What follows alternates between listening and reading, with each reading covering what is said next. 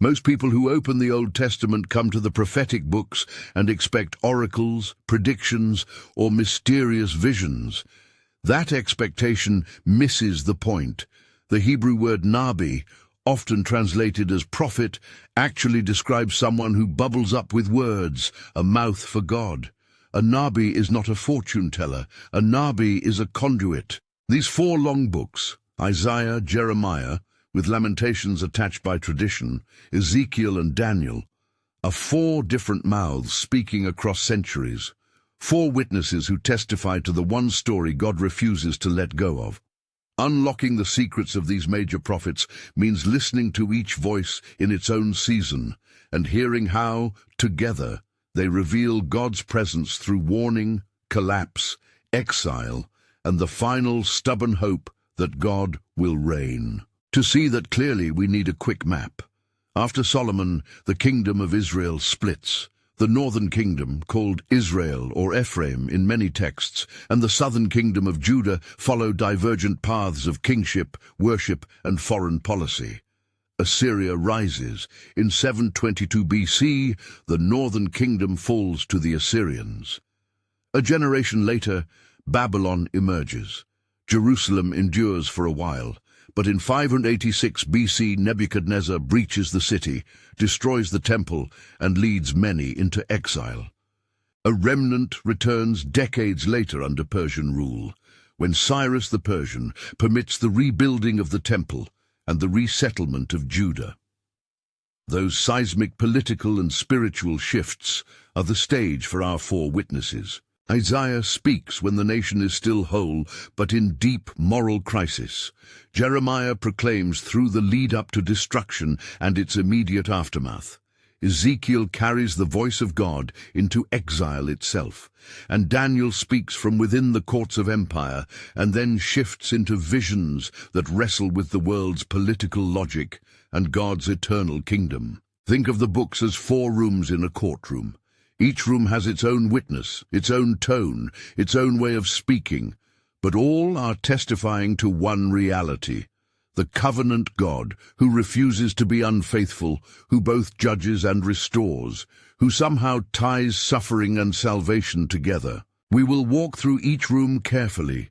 Name and meaning, historical anchor, a memorable call or scene, signature images, theological heartbeat, how the New Testament hears these words, and finally, a short, practical application for us today.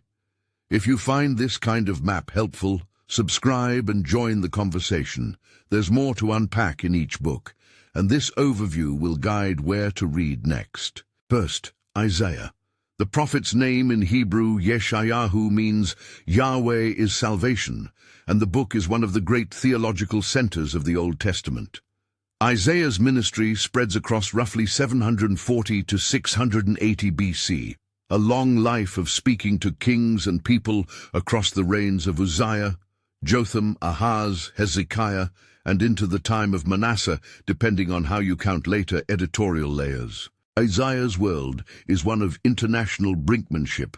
Assyria presses west, alliances frantically shift, and Jerusalem's leaders must choose whether to trust God or the latest foreign power. Isaiah's primary vocation is to call Judah back to holy trust. Kadosh is his word, and to show that true security is not diplomatic maneuvering, but fidelity to God. Imagine the call scene that opens Isaiah's account. A throne room vision, the temple filled with smoke, seraphim circling and proclaiming, "Holy, holy, holy." The prophet sees the king, God enthroned, and recognizes his own unclean lips. The encounter is both terrifying and purifying. Isaiah is commissioned. He's told to speak, even though his job will often be to pronounce judgment. That paradox is crucial. Prophecy is not simply comfort or doom. It is the ministry of truth in a world that prefers comforting lies or temporary alliances. The image of the throne and the seraphim sets Isaiah's vocabulary: majesty, holiness, and the transforming presence of God. The book itself is often read in two large movements. The first section, chapters roughly 1 to 39, presents indictment and warning. The sins of the people, the corrupt leadership, empty ritual, and the reliance on foreign power all come under divine scrutiny. Historical notes pepper these chapters: the shadow of Assyria, the political crisis around Ahaz's choice to seek Assyrian help, and the miraculous deliverance during Hezekiah's reign. The second major movement, chapters roughly 40-66, shifts tone. Here the voice becomes consoling, comfort for God's people, promises of return, and the introduction of a figure known in the text as the servant emerge with astonishing theological force. The servant motif is one of Isaiah's most debated treasures. The servant appears in a cluster of passages, notably Isaiah 42, 49, 50, and the powerful chapter 53, and takes on various tonalities: Israel as a nation, a faithful remnant, and, in the view of the early Christian movement, a singular suffering figure who accomplishes redemption. Isaiah 53, with its portrait of a servant who is despised and rejected, who bears griefs and is pierced for our transgressions, is read by many Christians as foretelling Jesus' suffering and atoning work. The New Testament explicitly cites Isaiah passages when narrating Jesus' life and mission. There are moments where Jesus reads from Isaiah in the synagogue, and the early church repeatedly connects the suffering and vindication motifs to the cross and resurrection. That said, Jewish interpretations often view the servant as corporate Israel, a people who suffer on behalf of the world and survive to witness to God's faithfulness, or as an idealized faithful remnant. Both readings are historically respectable, and Isaiah's poetic breadth allows multiple layers of meaning without collapsing them into a single exclusive interpretation. One short vignette captures Isaiah's style and stakes. Picture a city council meeting in Jerusalem during the time of Hezekiah. Envoys arrive with rumors of a vast Assyrian army intent on swallowing Judah. Panic spreads. The politicians whisper compromise. Some counsel alliance with Egypt, others bribe the invader. Into that panic steps Isaiah, blunt and prophetic, refusing the seduction of realpolitik. He refuses the easy routes because the core problem isn't strategy but trust. Isaiah warns, if you trust treaties rather than God, you will be broken by the God you trusted most. But he does not end there. He sketches a horizon of salvation where God removes the proud, lifts up the humble, and where even in exile a remnant will be a light to the nations. Exegetically, Isaiah 6 is pivotal because it defines prophetic authority. The prophecy's credibility rests not on the prophet's wisdom, but on his commission by the enthroned God. Isaiah's confession of unworthiness, followed by cleansing and commissioning, sets a pattern. Prophetic speech moves from divine encounter to public address. The holiness of God, kadosh, is not merely moral pure-mindedness. It is the center of reality that reshapes nations and individuals. The servant songs then function within this framework. A holy God acts in a way that overturns expectations through suffering, humility, and vindication. A brief modern application. Read Isaiah when you sense impending warning signs, moral compromise, easy alliances, the temptation to trust the short-term fix. Isaiah disciplines our political instincts and redirects our hope. He invites us to an alternative wisdom anchored in God's character, one that sometimes looks foolish to the world, but endures. In seasons where anxiety about the future leads people to compromise their core commitments, Isaiah reminds the community that true safety arises from aligning with the holy God who judges and saves. Isaiah's voice is at once majestic and tender, harsh and hopeful. That tension prepares us for the second witness we will meet, a prophet who does not merely warn a nation that can still change course, but endures the collapse itself. Jeremiah's situation is darker and his tone more personal. Jeremiah's name means Yahweh exalts or Yahweh establishes. He receives his call as a young man around 627 BC during the reign of Josiah, a king who initiated religious reforms and a short-lived revival of covenantal fidelity in Judah. But Jeremiah's ministry extends through an era of political failure and tragic defeat. He is the weeping prophet, a title earned not by sentimentality, but by a life of grief. He mourns for a people who do not hear, and he grieves as Jerusalem heaves under siege and is finally taken. Tradition attaches Lamentations to Jeremiah, a raw funeral dirge that gives voice to communal devastation after the temple's destruction. It helps to picture Jeremiah's setting. Josiah's reforms promise hope, but the region's geopolitical currents overpower internal reform. Babylon becomes the new imperial center. Jeremiah watches as successive kings make choices that ignore God's warnings and court disaster. He is ridiculed, imprisoned, and sometimes outlawed. In one of the book's most intimate scenes, Jeremiah protests the message he must carry, that the land will be overrun and the covenant promises will be tested in ways the community never imagined. He does not take pleasure in the pronouncement of doom. His lament reveals the costliness of prophecy. Unlike some prophetic declarations that arise from afar, Jeremiah's ministry is painfully proximate to the catastrophe he foretells. A canonical hinge in Jeremiah is the promise of a new covenant. In the midst of his laments, the prophet receives and articulates an astonishing word. God will make a new covenant, not like the one written on tablets of stone, but one written on the heart, internalized and life-giving. Jeremiah 31 portrays a future in which the people's disobedience is met not only with judgment, but with a transformation of desire and capacity. The imagery is intimate. God as a parent who remembers love, as one who will heal and write the law on our inward being. This is not a magical guarantee that obedience will be effortless. It is a promise that God will reconfigure the moral imagination of the people. This new covenant language is precisely the phrase the New Testament seizes upon at the Last Supper, when Jesus shares a cup with his disciples and speaks of the cup as the new covenant in my blood. Luke 22:20. The early Christian community interprets Jeremiah's promise as fulfilled in the person and work of Christ. Jewish readings, understandably, do not read Jeremiah exclusively in a Christological direction. Many understand the passage as God's pledge to restore Israel in a way that renews communal identity and fidelity. Here, again, both traditions read Jeremiah's core promise as transformative, but they diverge on the horizon of fulfillment. An illustrative vignette can help us hear Jeremiah's tone. Imagine a marketplace in Jerusalem in 589 BC.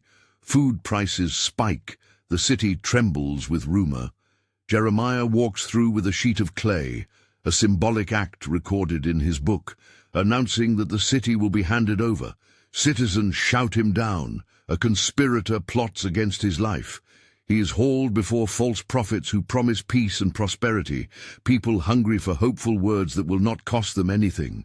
Jeremiah stands as that grief-stricken intermediary, refusing to tell them what they want to hear, speaking instead words that pierce because they are grounded in faithful attention to God's covenant. Jeremiah's laments are not only historical reportage, they are theological wrestling. The book forces readers to confront a faith that does not collapse into either triumphalism or despair. The promise of the new covenant reframes the catastrophe. Exile does not become the final word because God intends to write the law on the heart. That means restoration is not merely a return to a prior status quo, it is a transformation of the people's very disposition. For a community in ruins, Jeremiah's voice offers a strangely hopeful alternative, that God's ultimate purpose is formative, changing the interior life of the people so that forgiveness and obedience can become sincere. Pastoral application. Read Jeremiah when you are facing collapse, when institutions fail, relationships break, or your spiritual life feels outwardly thwarted. Jeremiah keeps lament alive, but refuses to let lament become a permanent identity. He reminds us that grief can be honest, and that God can rework even our bitterest losses into a renewed future. In your own seasons of loss, let Jeremiah's prayers and petitions teach you how to grieve without losing sight of God's covenantal imagination. It is at this point, with Isaiah's throne room vision behind us and Jeremiah's broken city before us, that we feel the narrative tighten. But the story does not end with prophetic warnings and laments. Enter Ezekiel, a prophet whose call transports the presence of God into exile itself, and whose visions insist that God's glory is mobile, not confined to a single building. Ezekiel's ministry begins in 597 BC, when he is among the first wave of Judean exiles taken to Babylon. Unlike many prophets who speak from within the land, Ezekiel is a deported priest who carries ritual knowledge and a fresh sense of the temple's holiness into a foreign environment. Ezekiel's call begins with one of the most arresting visions in the Bible.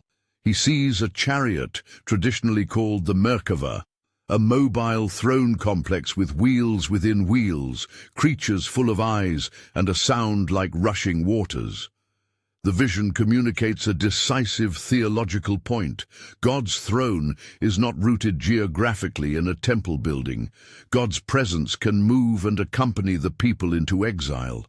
That counteracts a theology that equates presence solely with physical location. When the temple falls, God does not abandon the reality of divine presence. Rather, the divine chariot demonstrates that God's sovereignty and fellowship transcend architectural boundaries. Ezekiel is also notable for his symbolic actions, performance prophecy of a sort that dramatizes the fate of the nation. He lies on his side for extended periods to bear the sins of Israel and Judah. He shaves his head and divides the hair as signs of impending calamity. These enacted prophecies function as living parables. They make the unfamiliar visible and force the community, and the exiles reading the account later, to feel the reality of God's message. The book's language is vivid and sometimes grotesque, but its purpose is pastoral, to wake people from complacency and to make them see the moral consequences of their choices. One of Ezekiel's most memorable images is the Valley of Dry Bones. In that scene, Ezekiel is set among a valley strewn with skeletal remains, a landscape of absolute death. God asks the prophet whether these bones can live. At first glance, the question is rhetorical. Obviously, they cannot. Yet God commands breath, ruach in Hebrew, to enter the bones, and the bones live, rise up and stand as an army. The scene is both eschatological and pastoral. A promise of restoration, yes, but also a metaphor for hope, when hope seems anatomically impossible. The ruach that God breathes into the bones is the same word used for spirit or breath. It signals that restoration is not merely political or material, but spiritual, the reanimation of a people by God's life-giving power. Ezekiel's theological emphasis centers on presence and ruach. While Jeremiah promises a new covenant written on the heart, Ezekiel enacts the restoration through the dramatization of God's Spirit re-entering the community. The image of the chariot balances the valley of dry bones. One says, God can go with you. The other says, God will give you life again. Both images are designed to offer reassurance to a people who have lost everything visible. A brief vignette. Imagine an exile by the Chebar Canal. Ezekiel sits among those who have watched their city razed, their temple desecrated. In the midst of this despair, he speaks of wheels and living creatures, of a glory that moves, and then enacts scenes that jar the listeners into a recognition. God is not defeated by empire. God's presence is not limited to a building. The dramatics are meant to be theological therapy. They pierce numbness. For modern readers, Ezekiel is a companion for seasons when you feel dislocated, uprooted, or estranged from the familiar places of faith. Read Ezekiel when you are exiled from home, from community, or from the sense of spiritual belonging. His visions tell us that God can enter our foreign places and breathe life where decay seems permanent. The practical reminder is both simple and profound. God's presence and God's Spirit accompany those who suffer displacement, and those things form the seeds of restoration. So far we have traced a movement. Isaiah warning before the fall, Jeremiah lamenting in the fall and promising inward renewal, Ezekiel ministering amid the actual experience of exile and promising life through Ruach. The narrative arc of these three witnesses brings us to a sort of narrative hinge. What happens when God's people live under the direct rule of empires, not as independent polities, but as subjects in imperial courts? That question is where Daniel begins. But before moving fully into that book, we need to pause. The voices we have heard are distinct in tone. Isaiah's poetic courtliness, Jeremiah's intimate lament, Ezekiel's strange and powerful dramatizations. Each voice holds a theological key that the community can employ in the face of danger, loss, or displacement. Yet even as these keys open different doors, a legal metaphor tugs at us. Imagine a courtroom where each prophet stands and testifies. Isaiah testifies to God's holiness and the coming servant. Jeremiah testifies to the cost of covenantal failure and the promise of an inward law. Ezekiel testifies to God's presence beyond the temple and the life-giving breath of the Spirit. Taken together, they do not contradict one another. They complete one another. They form a fuller portrait of the God who judges, who grieves, who remains with the people, and who promises life beyond death. Here we must admit a methodological caveat. When we say these books point forward to Christ, we are describing how the early Christian community read them. The New Testament itself treats Isaiah, Jeremiah, Ezekiel, and Daniel as authoritative witness material for understanding Jesus. For instance, passages in Isaiah are quoted in the Gospels to describe Jesus' ministry and suffering. Jesus himself cites Isaiah when he reads in the Nazareth synagogue and declares the passage fulfilled. Similarly, the New Covenant language in Jeremiah becomes a lexicon for the Last Supper. Ezekiel's vision of breath and restoration resonates with later talk of spirit and resurrection.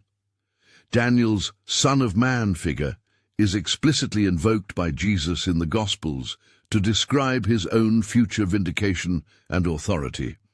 That interpretive arc is historically real.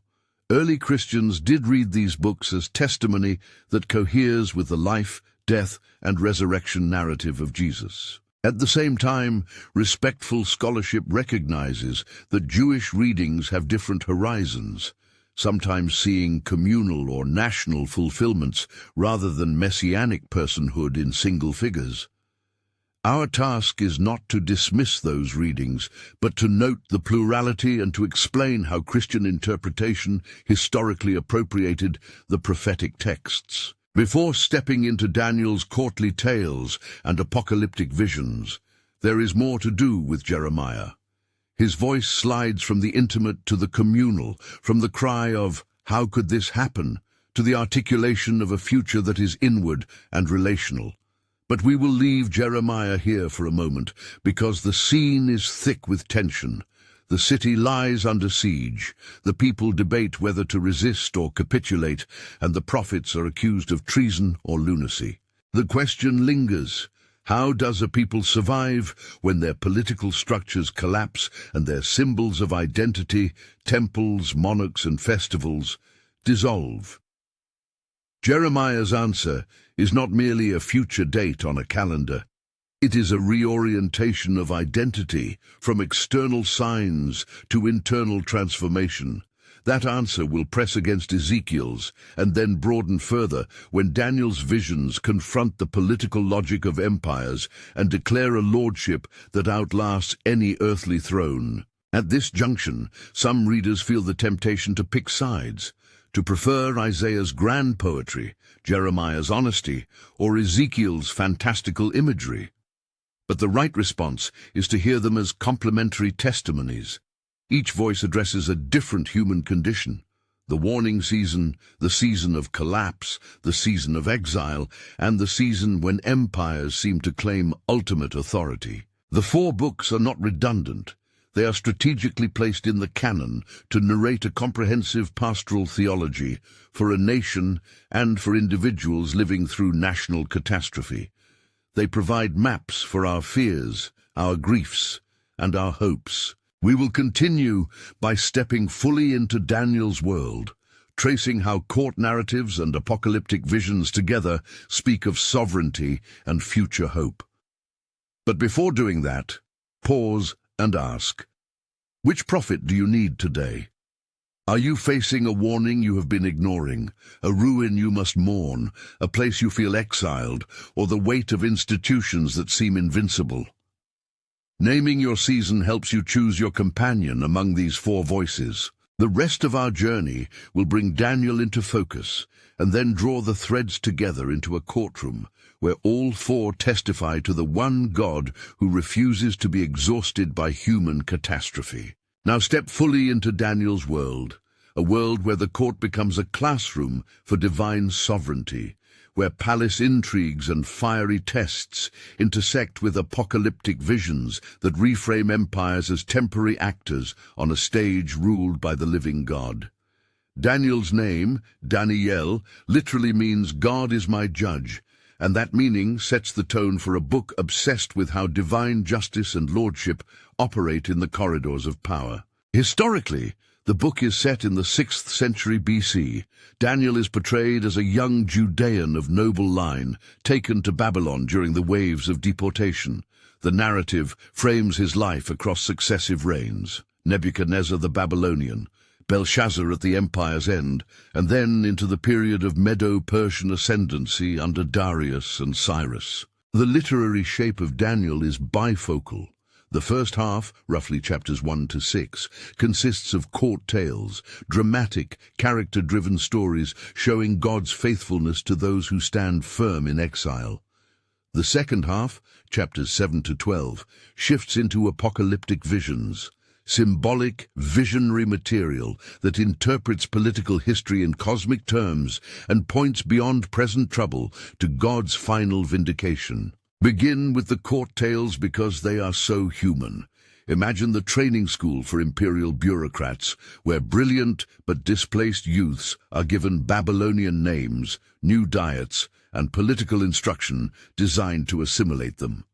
Daniel and his 3 companions, Hananiah, Mishael, Azariah, later better known by their Babylonian names, Shadrach, Meshach, and Abednego, refuse to abandon their identity. Their refusal isn't ornamental, it is costly. They choose allegiance to God over imperial conformity. The stories are constructed to show a consistent theological claim: God rules in the midst of empire and can rescue, sustain, or sometimes leave servants to suffer without capriciousness. The most famous court scenes are instructive. In chapter 2, Daniel interprets Nebuchadnezzar's troubling dream of a great statue: golden head, silver chest, bronze belly, iron legs, and feet partly of iron and partly of clay, and offers a theologically freighted reading. Kingdoms will rise and fall, but a kingdom set up by God will crush them all and stand forever. The dream is not simply future forecasting. It is a pastoral proclamation meant to comfort a trembling city. Earthly power is real, but transient. God's kingdom is durable. The furnace scene that features Shadrach, Meshach, and Abednego in chapter 3 is no less poignant. Refusing to worship an imperial image, they are thrown into a blazing furnace and, surprise of the narrative, are seen walking unbound, accompanied by a 4th figure, like a son of the gods in some translations. The scene insists that faithfulness to God is tested under severe heat, and that God accompanies the faithful even when the consequence is fiery peril. Daniel's delivery into the lion's den, chapter 6, offers another variant: unwavering prayer, political jealousy, entrapment by law, and divine rescue. The pattern is consistent: fidelity, trial, vindication, so that readers learn to interpret suffering under empire not as absence of God, but as locale in which God's sovereignty is disclosed. Exegetically, these stories teach by scenario rather than systematic argument. They are didactic exemplar. Characters are archetypal, and narrative momentum carries theological force. They function pedagogically for oppressed communities. Remain faithful. God sees, God acts in ways that often defy expectation. Shift now to the apocalyptic half. Daniel 7 is the inaugural vision. 4 great beasts rising from the sea, terror and majesty mingled, and then the appearance of one like a son of man, Aramaic Bar Enash, who is presented before the Ancient of Days and given everlasting dominion. The language is symbolic, dense, and intentionally open to multiple layers of meaning. The beasts are commonly read as successive empires: Babylon, Medo-Persia, Greece, Rome, in one traditional Christian schema. Other readings compress or reorder those identifications. Some scholars see the 4 beasts as more fluid or as symbolic of cycles of oppressive power rather than neat historical snapshots. Daniel 7's one like a son of man has long been a locus of debate. Jewish readings often treat the figure as a representation of the righteous community or of an exalted human agent. Early Christian interpreters, hearing the Gospels, saw in the Son of Man a direct antecedent to Jesus' own self-designation, a heavenly empowered figure whose authority surpasses earthly monarchs. Mark 14 records Jesus applying the Son of Man language to himself in a vision of coming vindication. That usage in the New Testament demonstrates how early Christian identity reads Daniel's visions as messianic testimony. Another central apocalyptic moment is Daniel 9 and its 70 weeks prophecy. This passage is technical and has spawned centuries of interpretive models. At its core is a prayerful lament by Daniel, an angelic answer framing a timetable for Jerusalem's restoration, and an enigmatic chronogram, the 70 weeks, that many interpreters have tried to map onto historical sequences between the exile and later events. Some read these weeks as symbolic periods representing God's purposes fulfilled in the coming of an anointed figure. Others attempt precise chronological correlations. Responsible exposition must note the legitimate range of interpretations. Some see an initial fulfillment in the return under Persian rulers. Others see a messianic culmination in the New Testament events. Still, others treat it as a theological structure rather than a strict chronological blueprint. Daniel's apocalyptic material functions pastorally. Apocalyptic as a genre does not primarily predict line-by-line history. It encodes hope in symbolic form. It is literature of protest and consolation, written to communities under duress to assure them that the ultimate ledger is not in the hands of emperors but in God's hands. The terrifying beasts and cosmic courtroom are rhetorical devices that reframe suffering as temporally bounded and God's justice as inevitable. There are a few contested matters around Daniel that we should mention honestly. Modern critical scholarship often dates at least portions of Daniel later than the 6th century BC, with some arguing for composition or final editing in the 2nd century BC, during the persecutions of Antiochus IV Epiphanes. This theory reads the book's apocalyptic elements as directly addressing the crisis of forced Hellenization and temple desecration. Traditional readings maintain an earlier date, locating Daniel in the Babylonian and early Persian period as a witness in exile. Both positions have historical and textual arguments behind them. Neither can be waved away in a single paragraph. What matters for our pastoral reading is this: whether written in the 6th or the 2nd century, Daniel addresses the recurring problem of faith under imperial pressure and promises that God's reign will have the final word.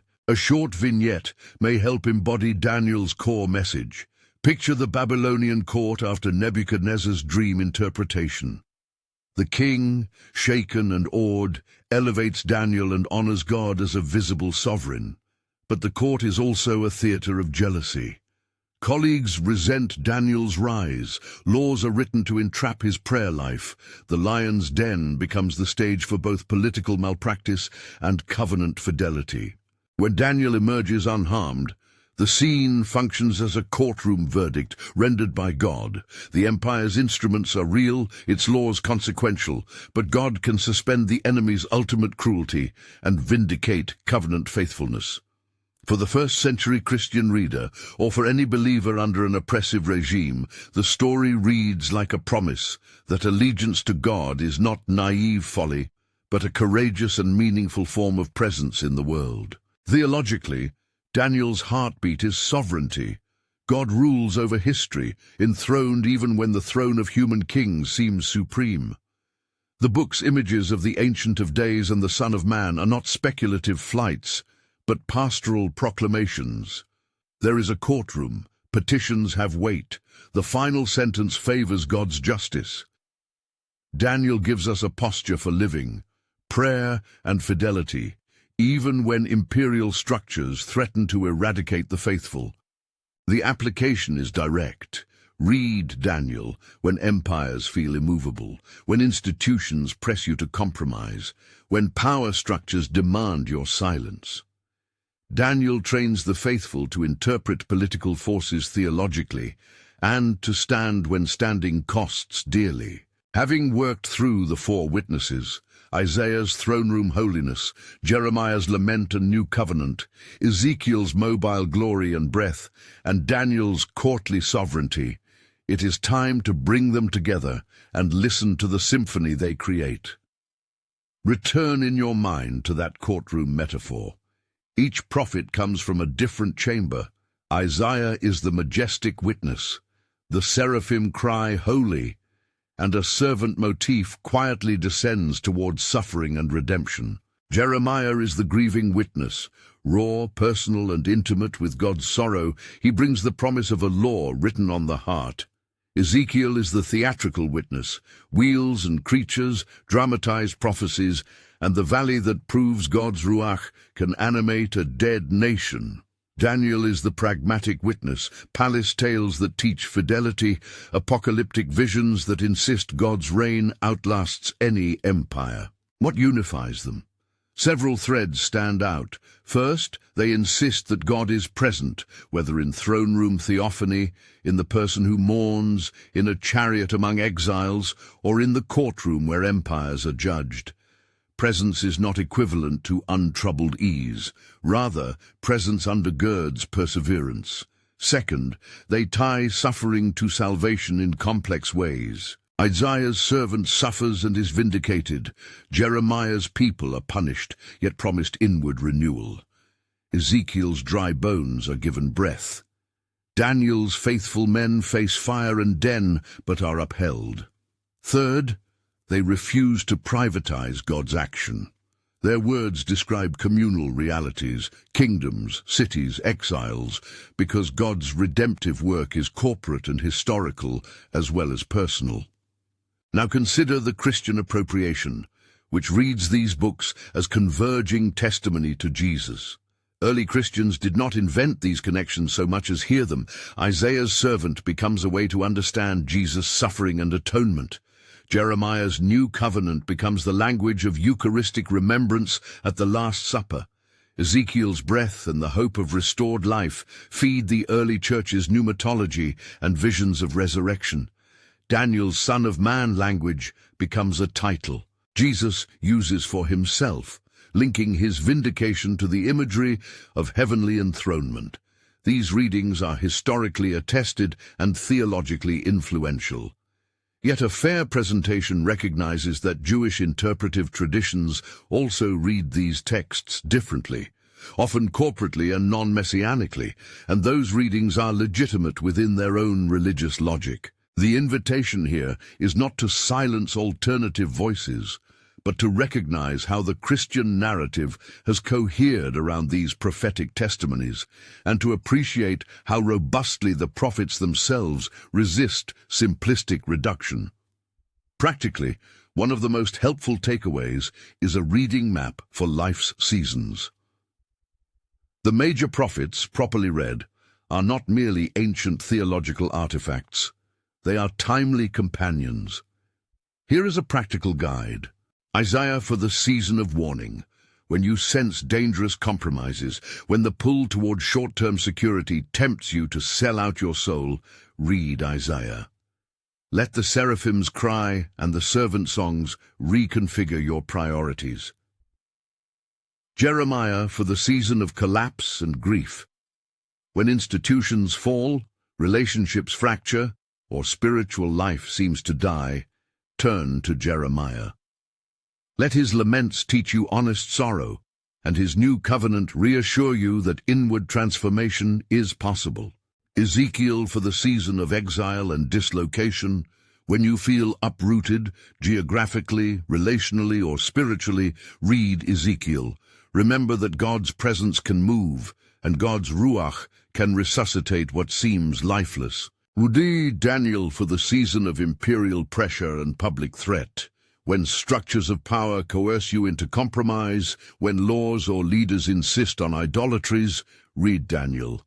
Let his court tales and visions teach resilience and remind you that God's sovereignty outlasts empires. These suggestions are not magic formulas. They are invitations to let particular prophetic vocabularies shape your prayer, lament, and witness. Read Isaiah when your politics need baptism. Read Jeremiah when your grief needs a theology.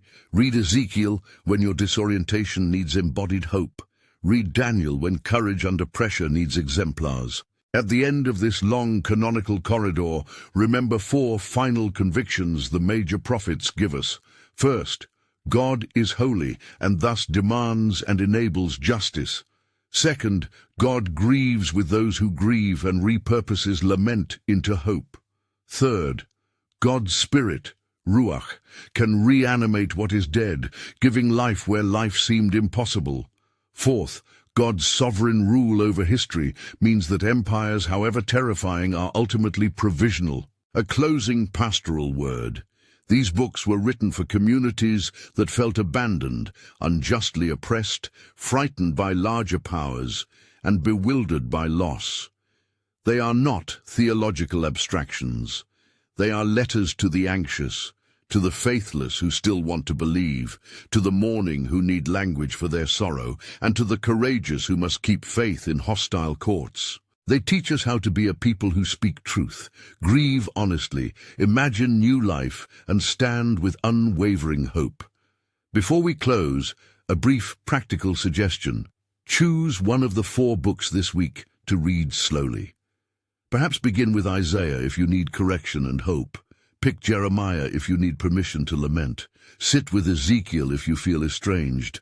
Open Daniel if you need courage to stand. Read aloud a passage each day and note which image grabs you. A throne with seraphim, a tear-stained prophet, a valley of bones, or a man given authority in the heavenly court. Let that image form a spiritual scaffold for your week.